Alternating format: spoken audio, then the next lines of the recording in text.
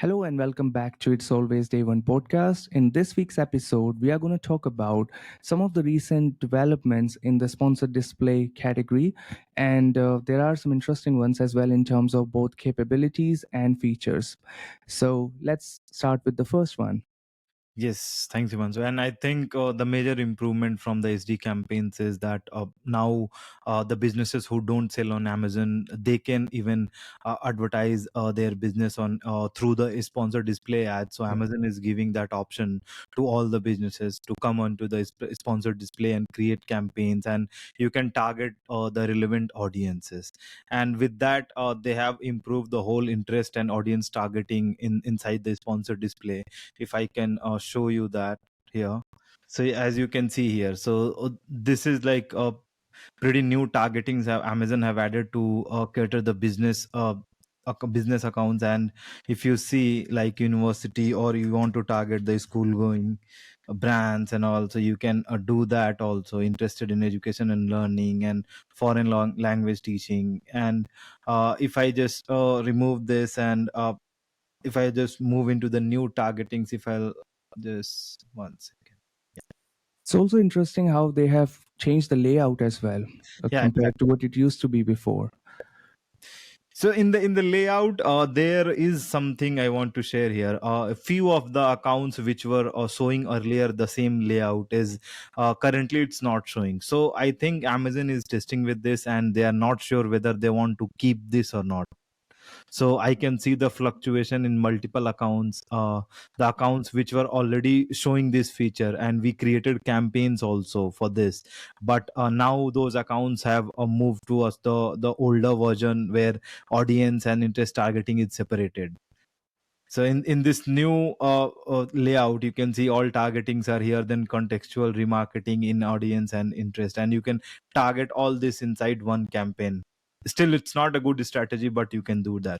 So for business audience, if you see the businesses on Amazon, so you can see like businesses eligible for credit, Cox business, customer spectrum business, and there are so many things Amazon have added just to cater those customers. And one more feature Amazon have added is it's called Amazon lead generation, and which is only available for the business customer who wants to generate leads for them. So they can create sponsored display campaigns, and Amazon will provide them the leads. They will store all these leads inside a separate cloud, and that's called Amazon lead generation. And from there, the businesses can actually pull those leads for themselves, and they can target them through other channels.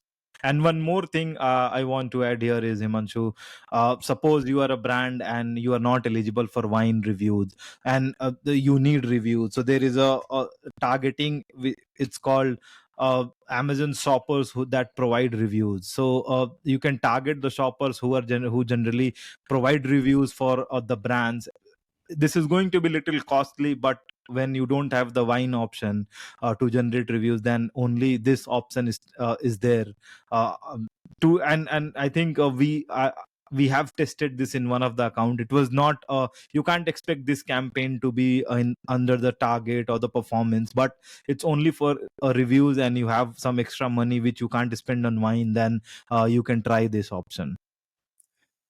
I'm still wondering if wine could be a better return on investment than this, because again, when we are Yes. targeting an audience, we are just basing it on their usual propensity, but then we are not 100% sure if they are going to provide the review.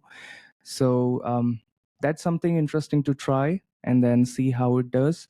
But Exactly. it's If still good. you compare both, wine is still the better option, I'll suggest. But Yeah. I'm only saying because so many brands we have seen that they are not eligible for wine because of the brand Yeah. registry or the resellers kind of. So they can try this sponsored display option. They can run this for like suppose 14 to 10 days, and they can spend close to $100 or $200 in a day, and they can see whether it's working or not. You have to regularly track whether reviews are flowing or not. Yeah. And this can be greatly beneficial for the new products where there aren't many reviews. We have seen that products struggle to convert when they are very new and they haven't got their first 5 to 15 reviews, which are crucial. And then even after that, I think when we compare products with over 100 reviews and under 100 reviews, we always see the performance or the conversion getting better when the products start to get more and more reviews. So I think it's definitely a worthwhile audience targeting. And yeah, it would be interesting to Yes. try that. Yes, I think Amazon is just trying to cater both kind of audiences here. The businesses who are already there, the sellers who are already selling on Amazon, and they are now focusing on the businesses who are not on Amazon, who don't sell on Amazon. So it's kind of a new revenue stream for them. And Yeah. the lead generation part is really good because businesses might pay a good amount for those kind of leads, because I know there are so many businesses who generate leads from LinkedIn or somewhere else. So but once you have the option to get leads from Amazon, I think most of the businesses will run these kind of campaigns. Yeah, considering also the fact like we were looking at previously, LinkedIn cost per click could be way higher than Yes. what it is on Amazon. Yes. So Yes. yeah, that could be an advantage. Exactly. And in sponsored display, that the kind of for business customer also, they have the video ads option, so they can run the videos actually. So Yeah. so they can, I think that's a very good strategy if some businesses wants to run their ads on Amazon. And something also useful is like if you're adapting the video for specific audience type, and then the different variations of the video so they resonate more and drive more engagement, I think could be another next step in this. But Yes. overall, yeah, definitely could be a good strategy when you're using videos and targeting interest-based shoppers. Yeah, exactly. And last week only, they have added this lead generation thing. So if you see, so if Yeah. in future also, I'm expecting many more features to come for Yeah. specifically for the business customers.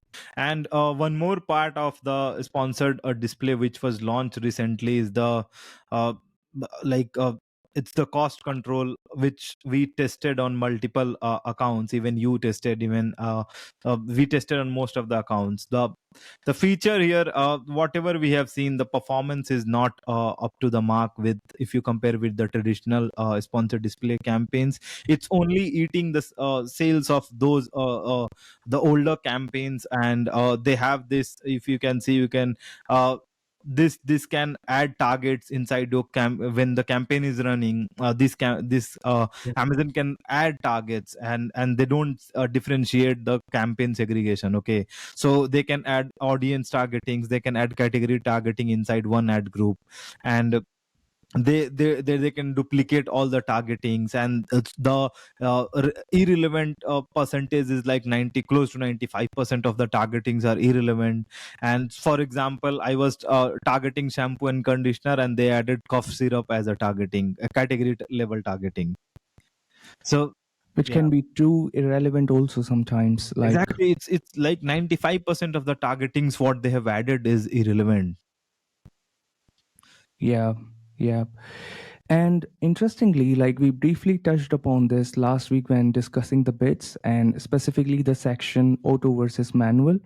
And I Yes. think we tried that as well, that when we compare our sponsored display ads performance when we optimize it manually, it's much better than the cost control because it lacks the control that we have with the manual setup. Like we could optimize, we could increase the bits, we could decrease this and other bits, but then with cost control we can't do that. It's Amazon system that decides when to increase or decrease, and then adding those irrelevant targets further adds to this.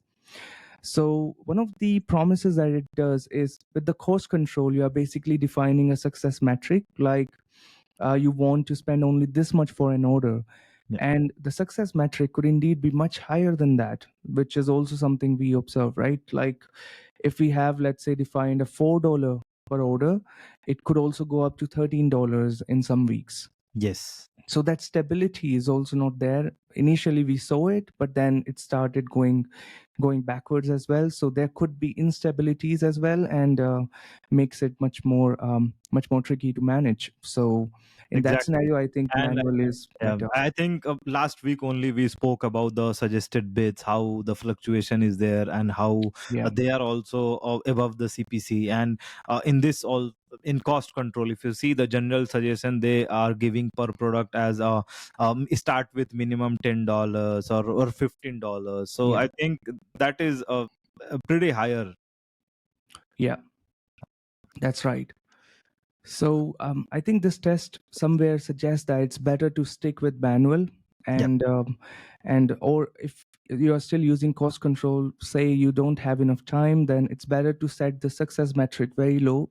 So Amazon system at least tries to stick closer to that, though you can still expect the numbers to be higher as well than expected. So that's a I good think test. if you don't have time to look into the campaign daily, then you should not set up cost control, because Amazon adds the new targetings on a daily basis. Okay, so the moment suppose you are spending $100, the campaign budget is $100, and Amazon have added some irrelevant targeting, which is a highly search users are searching for that particular product. So Yeah, that will even your budget and everything will be wasted in a day only, or in half of the day. So that is also a negative thing. yeah, yeah. All right. So I think this test shows we have done it on 2 to 3 accounts, and somewhere it's similar. So I think that concludes it, and also sums up our episode today on the recent developments on the sponsored display.